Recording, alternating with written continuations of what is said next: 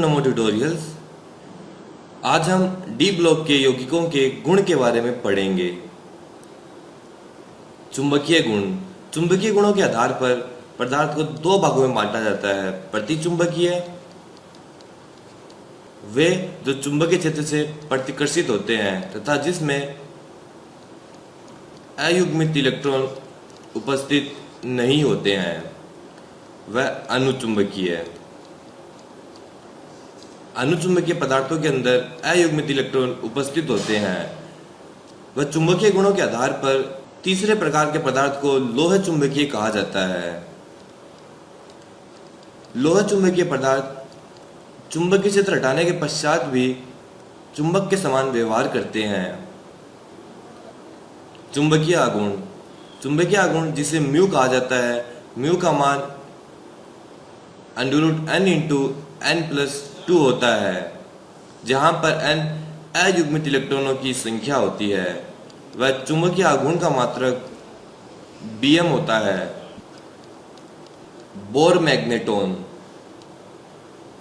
Mn2+ ion, जिसके लिए Z का मान 27 है, के लिए प्रचक्रण मात्र चुंबकीय आघूर्ण की गणना कीजिए। Z 27 है, अर्थात M कोबाल्ट होगा। वह कोबाल्ट के लिए इलेक्ट्रॉनिक विन्यास 4s2 3d7 होता है एवं कोबाल्ट +2 के लिए इलेक्ट्रॉनिक विन्यास 4s0 3d7 होगा। 3d7 का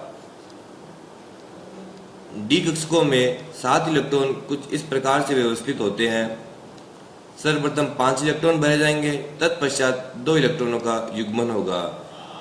अब भी डी कक्षकों के अंदर 3 अयुग्मित इलेक्ट्रॉन है, अतः इसका प्रचक्रण मात्र चुंबकीय आघूर्ण अयुग्मित इलेक्ट्रॉन 3 × 3+2 = 15 बोर मैग्नेटोन होगा।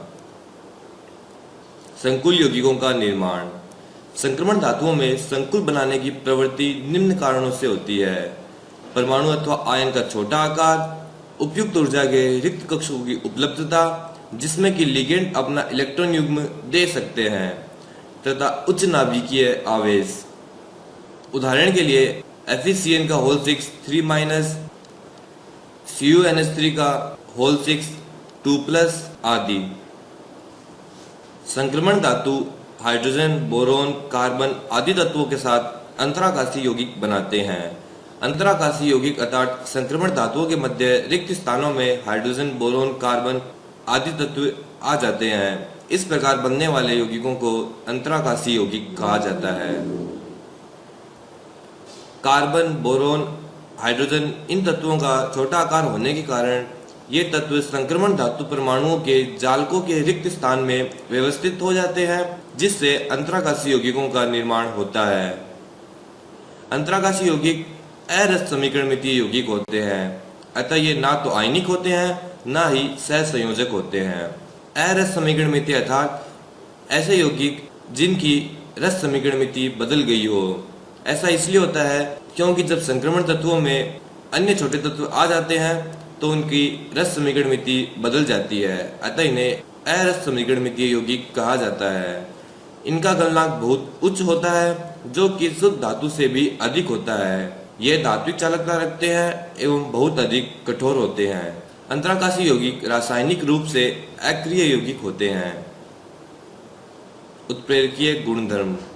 संक्रमण धातु उत्प्रेरक की भांति कार्य करते हैं, जिसका मुख्य कारण है रिक्त कक्षक की उपलब्धता एवं परिवर्तनशील ऑक्सीकरण अवस्था। मिश्र धातु का निर्माण। मिश्र धातु समांगी ठोस विलयन होता है, जिसमें एक धातु के परमाणु दूसरी धातु के परमाणुओं के मध्य अनियमित रूप से वितरित रहते हैं। संक्रमण धातु मिश्र धातु इसलिए बनाते हैं क्योंकि उनका परमाणुवीय आकार लगभग समान होता है। उदाहरण के लिए पीतल, जो कि कॉपर व जिंक से बना होता है, कांसा, जो कि कॉपर व टिन से बना होता है।